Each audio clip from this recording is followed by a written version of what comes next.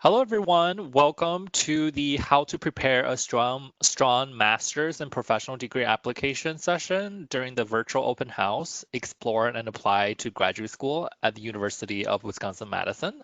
My name is Christopher Yule. I'm the Interim Assistant Dean for Diversity, Inclusion, and Funding here in the graduate school. I have a lovely panel of three specialists and experts in the area of master and professional degree application process. And I hope we'll have a wonderful conversation that will be helpful to you as you plan and prepare your applications. We'll start with some quick introductions in the room. So why don't we start with Anna? Hi, everybody. My name is Anna Palmer, and I work at the Information School, which is formerly the School of Library and Information Studies. So it is where librarians and other informational professionals go to get their master's degree. We have an online and an on-campus program, and we receive probably about between 300 and 400 applications each year. And I'm looking forward to sharing my experience with you. I've been on the admissions committee for about 7 years. Thank you, Anna. Latoya? Hello, my name is Latoya Kirton. I am an academic advisor in the School of Social Work for our part-time MSW program. That is a Saturday-only program in the School of Social Work. But our school also has a full-time master's program, and we also, I am not actually a part of the admissions committee, but I do sometimes play a role in admissions, usually with prospective students, but also in the event that a student needs to be reviewed, like a tie break situation after other people on the committee have reviewed an application and it's tied and they need someone else to review. So that would be the point at which I would take a look and make my recommendation. Great. Thank you. Matt? Yeah, so thanks, Christopher. Thanks, Anna and Latoya. So my name is Matt Malloy. I'm a faculty member in the Electrical and Computer Engineering Department. Um, One of my responsibilities is directing graduate studies for one of our accelerated master's programs called the Machine Learning and Signal Processing Master's Program. Um, in addition to that, I teach classes at the graduate and undergraduate level. A little bit about my background. After getting a PhD, I've worked in industry for 8 years, and then I joined UW only about a year ago. So I've gone through one kind of in-depth admissions round and been on the graduate committee, graduate admissions committee during that time. Great. Thank you, Matt.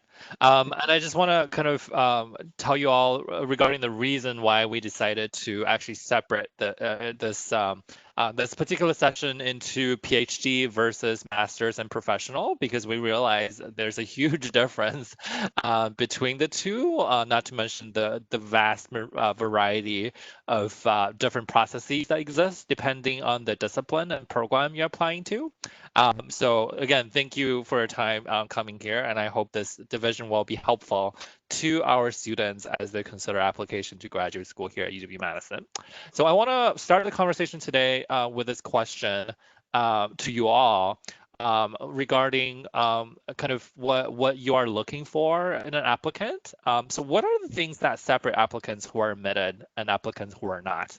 I guess this is a great question to throw to Latoya first, because you're actually the ones that are reviewing tiebreakers. What are you looking for, and what makes the really separate the applicants from one another? Well, by the time the application comes for me to take a look, it's usually because it's not a application that is like a highly rated application. Um, but I'll just kind of speak to what our reviewers are looking for. Generally speaking, it's academic. So what is the GPA, the last 60 credits GPA? They're also looking to see the statement and what was the quality of the writing. Um, They are looking to see what the letters of recommendations have to say about the person's social work abilities, experiences, and things like that. That's also information they can gather from their resume. Um, and generally, I feel like our reviewers are also looking to see that students have followed the instructions around the admissions process, but also like things like the essay, we don't call it a personal statement, but the essay portion, there are very specific questions that they want answered. And if students answer one part of the essay questions, but not the other questions, then reviewers tend to rate those applicants lower. But for me, when applications come and I am like the tiebreaker, I kind of prioritize social work experience. So oftentimes it's because they may have had a lower GPA that a student might be rated a bit lower. But because this is a real hands-on profession where um, academic ability in terms of a transcript does not always translate into quality skills that are going to be what makes you a good social worker. I tend to rely on letters of recommendations that speak very specifically to experiences that they had, the depth of those experiences, and specific qualities that would make them a good social worker. So that's kind of what I try to pull out of either the statement, the letters of recommendation, and maybe the resume if I'm trying to do like a tiebreaker situation. Great. Thank you. And feel free to jump in based on your experience too, Matt and Anna. Yeah, I'll say I can see a lot of similarities, between these programs, and a lot of those things I think are probably largely universally true for the machine learning and signal processing master's program in particular. And then also there's a handful of other accelerated master's programs in the College of Engineering. Usually the primary two things are the GPA, the undergraduate GPA, right? And then the quantitative GRE scores. Okay, so those are two main indicators, but kind of the bigger context and the bigger picture really plays an important role. And what I mean by that is, what was the undergraduate institution? What were the undergraduate majors? What were the classes that the student took in the last kind of 2 years of their undergraduate program? So those are kind of I think the big well-known things that define, maybe the kind of the first pass that gets made with the applications. And then some of the things that are kind of inherent to that but overlooked is how does it entirely kind of fit together and tell a kind of clear, concise picture. And what I mean by that is not just the GPA and the quantitative GRE score, but then also what's kind of the kind of recurring theme that comes up in the application, right? Is it well aligned with the program, and does it indicate that they'll have the student will have the right skills to succeed, even if maybe the GRE scores and the GPA are a little bit lower than kind of the first pass set of applicants. Great. Thank you. Yeah, and I'll add a little bit from the information school. Both what Matt and Latoya said are definitely true for us as well. We look at the GPA, we look at experience with libraries, archives, and different information agencies. We look for a well-written essay, and then letters of recommendation are also very important. If they can speak to academic ability, or if they're workplace recommendations, just what kind of worker are you? And building off of what Latoya was mentioning about experience with the profession, that's also very important to us in the admissions process. And experience doesn't mean that you've worked at a library for years. It could be that you were interested, but you were working somewhere else. Maybe your undergraduate major was something unrelated, but you took the initiative to interview a couple of librarians and talk to them about their jobs, and then you share why experiences spoke to you in your essay. So I think that even if you don't have experience and you feel like that's a deficiency, there are ways to address that really thoughtfully that can come through to reviewers. Great. Yeah, and then one more thing I wanted to mention about like what sets some applications apart is that it's like what makes our institution really appealing to you, and why are you a really good fit? Are there faculty members that you want to work with? Are there student groups that really speak to you? So sort of knowing that you've really paid attention to our program and what we have to offer and that you'll be a good fit can really set your application apart. Great. Thank you, Anna. There are a couple of things I want to follow up with you all based on like our conversation. I want to go back to this idea of about experience because Matt, I know in the accelerated world, we are not necessarily looking for that. Can you tell me more about that?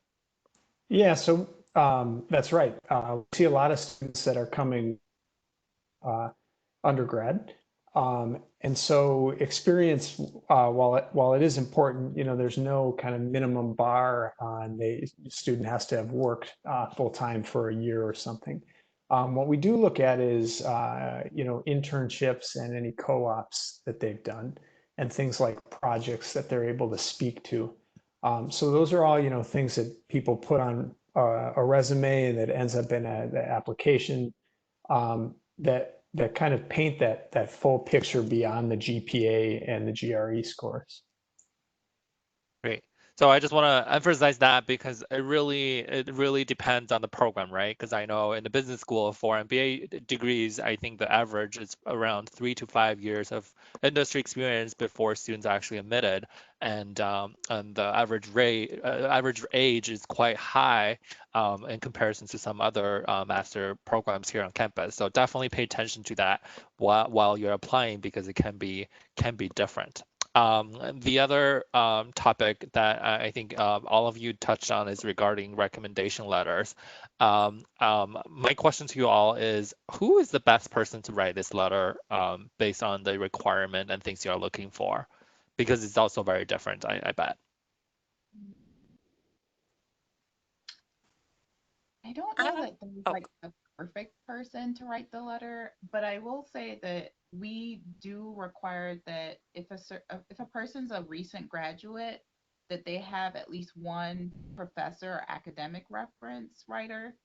Um, However, I will say about letter writers, please get someone, especially for the non-academic, but also academic writers that actually know about you as either a student or your work in maybe a volunteer role or a paid role. Because when it comes down to like tiebreak and reviewers, the more detail that they can give about you as a person, either as a student or an employee or a volunteer, the more I feel like, and I know reviewers feel like this too, that this person actually knows your work and they know it enough to be able to speak to it in specifics. And that does carry a lot more weight than a very general kind of seemingly form type letter. Um, so that's kind of my advice to students about letters of recommendation. Yeah, I'll echo that's it's really important that the recommender kind of genuinely knows the student. So that's something that students have to think about. Hopefully it comes naturally in that they're building that relationship with the professor or coworker or supervisor for other reasons and not just doing it for a letter of recommendation, obviously. But right, there is some forethought that goes into that. It can't be kind of a recommendation that's clear that the professor has only known the student for a month in a class. And it's not that one letter like that is a problem. It's just, it's not ideal, and it's definitely not ideal to have kind of three letters that reflect that. So it can be a little challenging, especially for some of the students that are coming into these programs. They've taken classes that have been kind of larger classes with a handful, maybe hundreds of other students. And so getting a recommendation from a professor in that class, that could be okay, but it's going to be, unlikely unless you've kind of been consistent in going to office hours, consistent in trying to build that relationship or work on a project, maybe for a few months or even a few semesters. It becomes hard to do. So I think, it's nice to see letters that complement the ones from professors that are from supervisors at internships that maybe kind of display a more in-depth understanding and an in-depth relationship that the person had with a supervisor at a relevant internship. Mm-hmm. Great.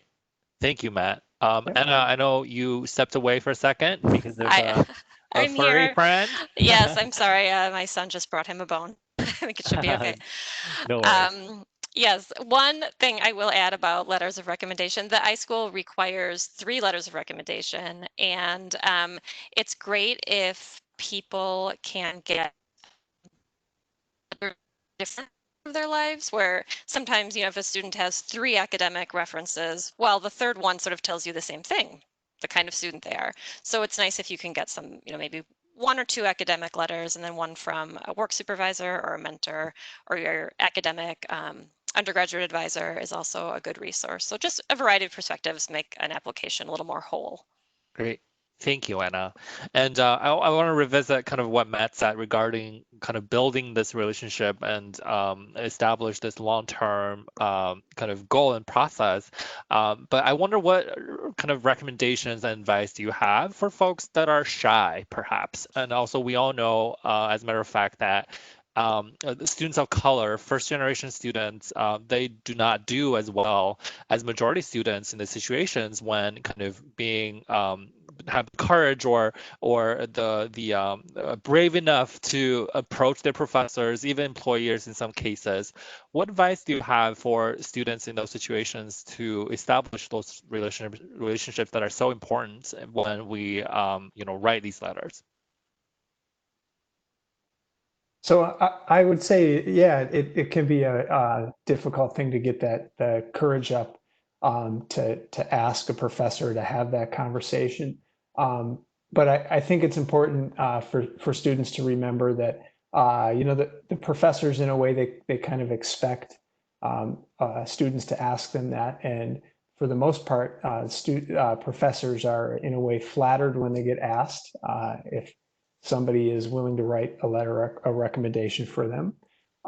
And so, yeah, I think maybe the message is just building up that courage to make that initial, start building that initial relationship, even if it's something as simple as, even physically just being present in office hours, even if you don't have a question, just going and listening to what other questions other people have. Professors end up remembering even that, and they'll remember students better. And then it's a lot easier to write a letter of recommendation if you can think back and say, "Oh yeah, I remember who you are. I remember that student." Great.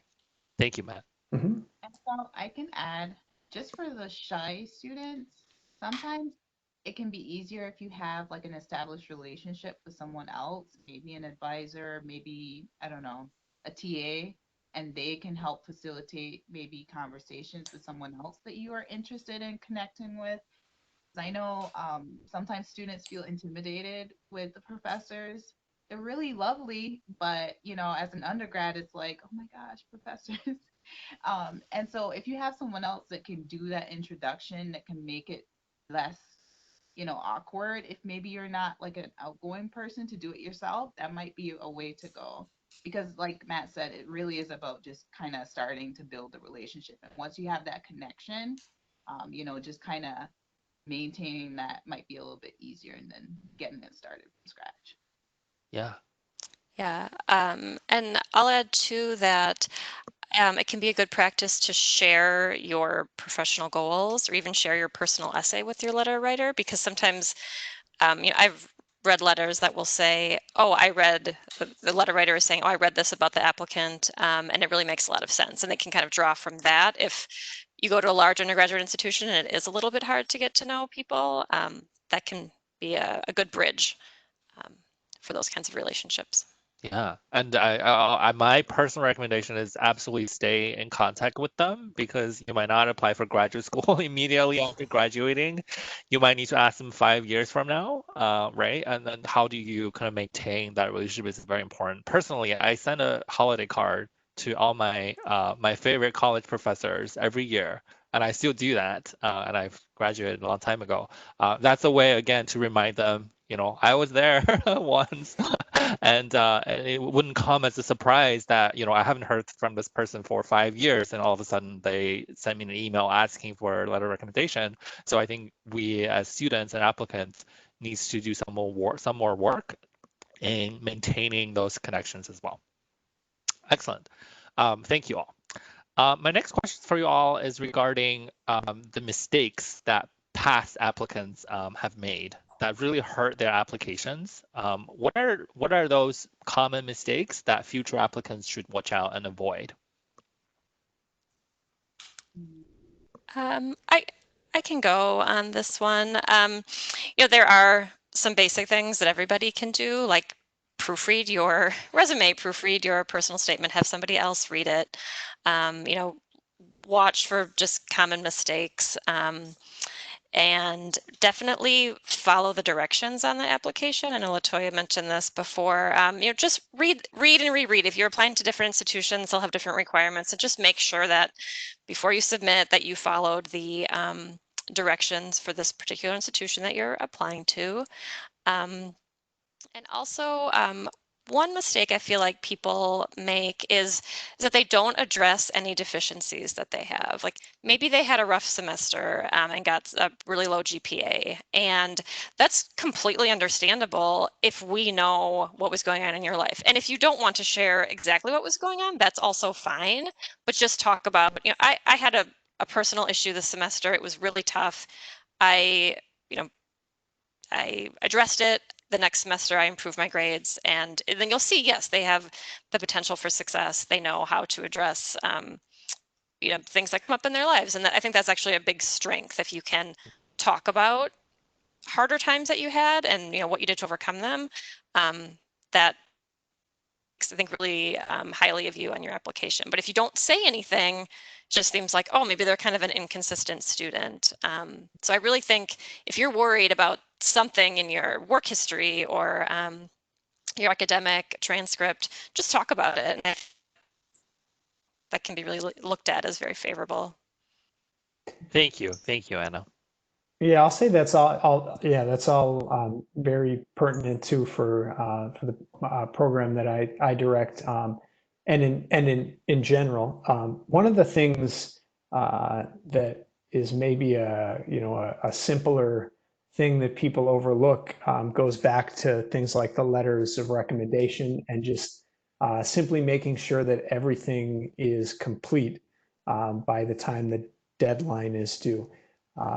Unfortunately, it happens every year that students that are counting on going to a particular school or counting on getting in somewhere end up with only, for whatever reason, 1 out of the 3 letters of recommendation completed, right? And that kind of directs them to a different incomplete bin, which is not a good place to be for getting accepted. And there are other things, getting scores from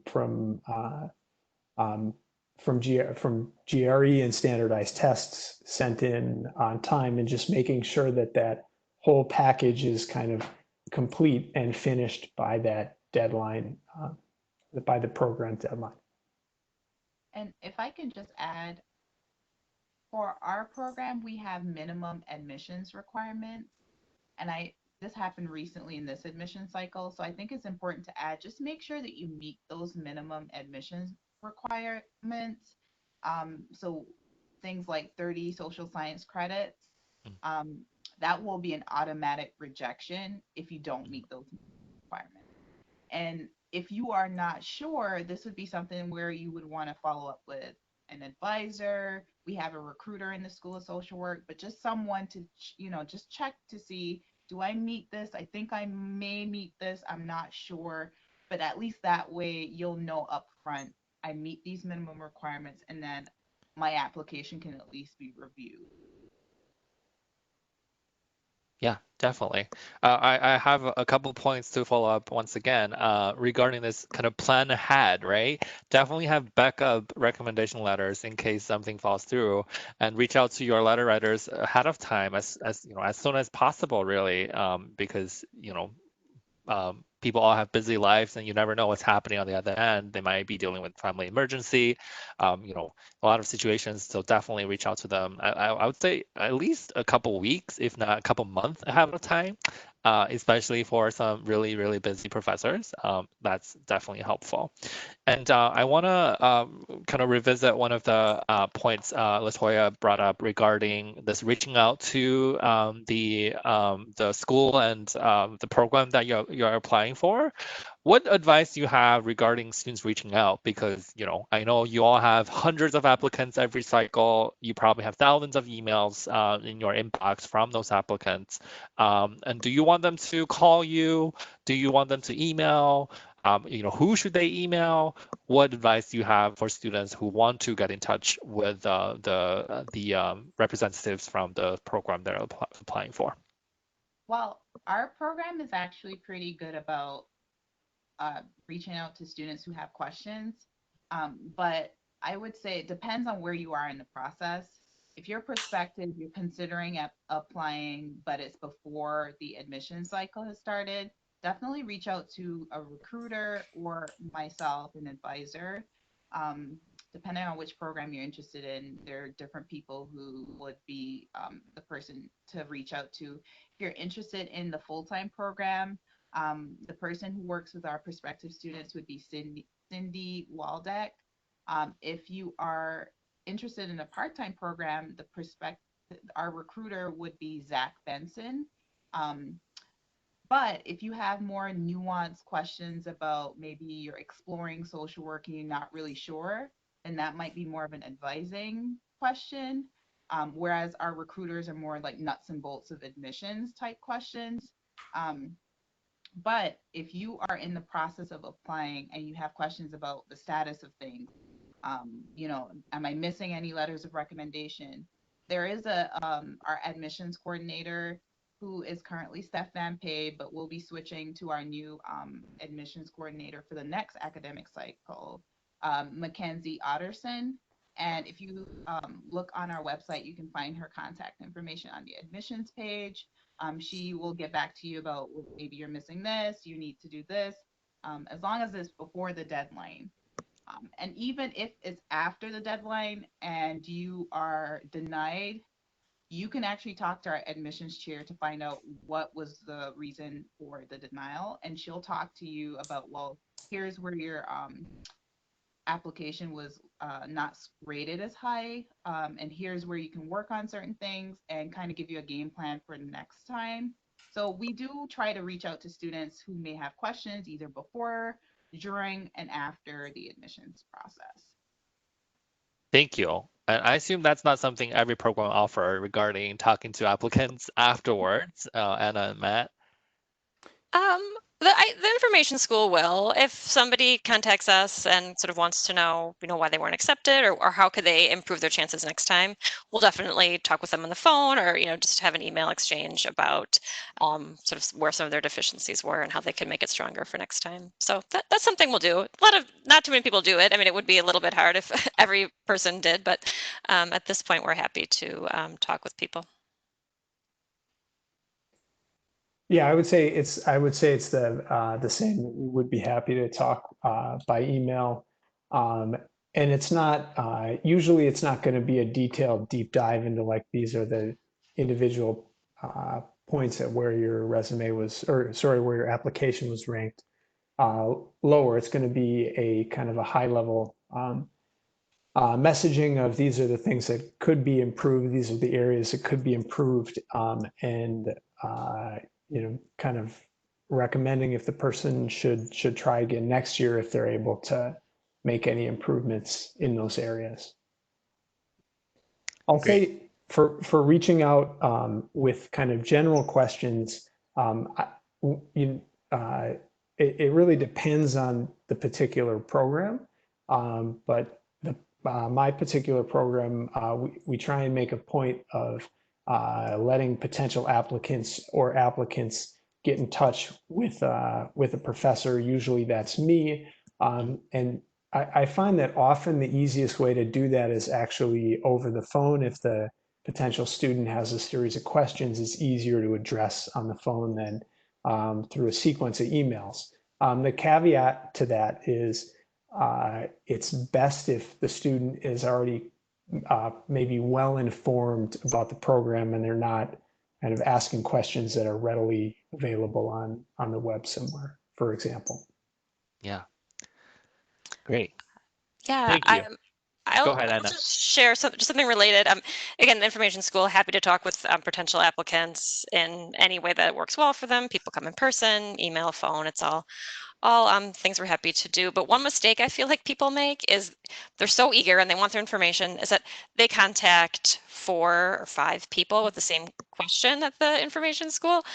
And then, we find out, we'll have meetings and we talk and we're thinking, okay, we all spent time replying to this person. And each person's going to give a little bit different information. Maybe someone's going to point to a website. Maybe someone's going to write out the answer. So, and then that it just makes it confusing for the applicant. And then all of us a little frustrated as we're sort of doing work. So I would say to applicants, contact one person. Certainly if you don't hear from them, follow up.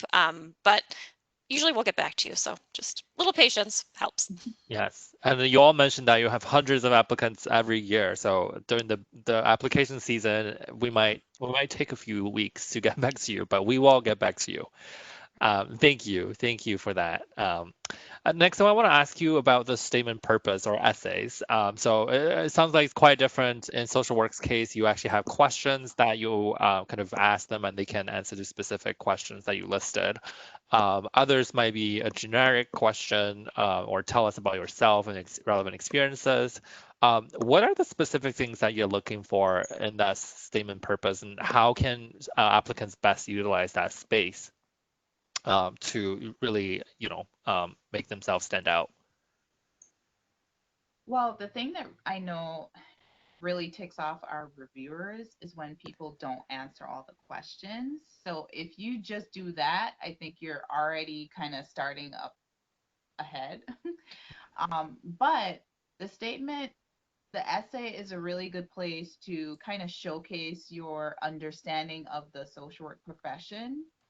We want to know that you've kind of given this some thought, you kind of understand what the profession's about, and that you're now at a place where you can kind of see why this MSW will help you to kind of get to that place that you want to go in this profession. We want some depth in that we don't want to just know that you want to help people. We understand that you want to help people, but you kind of have to have a little bit more depth in just kind of why you want to do that. What is it that kind of inspired this? The essay is also a place where people are looking to see a person's writing ability. So the more coherent, there are questions, but it's not like one question here and then this is the response, one question here.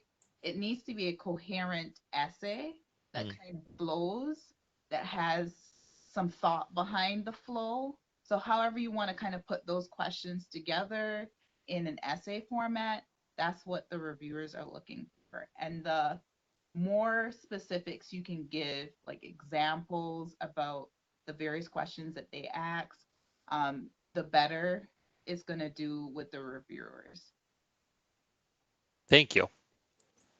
Yeah, I'll say that, clarity of communication and how concise and how well the message that the student is genuinely interested and has genuinely put in time to prepare and has kind of thought through the entire process and why they want to get the degree. When all those things come through in a kind of clear, concise manner, that's what makes a strong personal statement. Thank you, Matt. Yeah. Yep. And I would agree with everything Matt and Latoya have said. I really think the statement of purpose is the heart of the application, because that's where you show what you know, your personality. You don't really know what your letters of recommendation are saying, so you want to communicate that you are a strong writer, that you're taking your background and you're applying it to this new goal in your life, and just how are you tying things together. So I do think it's, for me as a reviewer, it is the most important part of the application. And I think one mistake I see people make is they're listing their resume in their personal statement. Just remember, see the resume, we know those things. And so elaborate, what did those experiences mean to you? What did you gain from them? So kind of use it to explain your resume, don't use it to repeat your resume. Great. Thank you. Thank you all. My last question is regarding your process. Does any of you include an interview process in your admissions process for your degree program? No. No? Okay. I know some other programs do, so definitely watch out for those. Depending on the program, even in the same department, you can have two completely different process for admissions, so definitely watch out for those. Well, thank you all for all your answers and advice and comments. I really appreciate that. Is there anything else that we didn't touch on that you think you really want to share with audiences that are watching this video? I'll say maybe just kind of a final message that, the task of undertaking a application for graduate school can kind of look daunting at first, especially when you have to get letters of recommendations, write a statement of purpose. But usually I hear from students that when they start undertaking that process, they kind of feel empowered and they learn a lot about themselves and what they want to do in the future. So just the act of starting the process and making a little bit of progress is, I think, very valuable and will often ease a lot of the maybe fear and uncertainty that students could feel when they're getting ready to apply for graduate school. Great. Yep. Thank you, That's Matt. good advice. I think too, for an applicant, know that the people who knew you as an undergraduate and the people that you will meet as a graduate student, everyone wants you to be successful. So don't be afraid to ask for letters of recommendation, and don't be afraid to ask people in the graduate department where you're applying for some advice or help about how you're putting your application together. And what do you want to be successful, and just know that and feel that and use that to your advantage. Great. Thank you, Anna. And I'll just add on a cheerful note, start early because we can tell when an application has been rushed. We can tell. And it does yourself no favors to rush through the process and then get that denial versus starting early. We are all willing to help in whatever way we can, to help you present yourself in the best possible way. So definitely utilize those resources. Like Matt says, I know the process for grad school application process can be, it feels like a job. I went through it. It does feel very daunting in the beginning. So definitely utilize your resources. Have people kind of be your accountability person, or reach out to our recruiter or an advisor to talk things through. And you're not alone in this process. Definitely know that. And we are definitely wanting you to be successful and get the decision that you want. But it does take some work to get there. Great. Well, thank you all for your time today. I hope, again, these advices and comments are helpful for our applicants. Again, I think a couple of key takeaways is don't hesitate to reach out to us. We're here to the programs you're interested in, get clarification, guidance. We're happy to help you out. That's all the time we have today.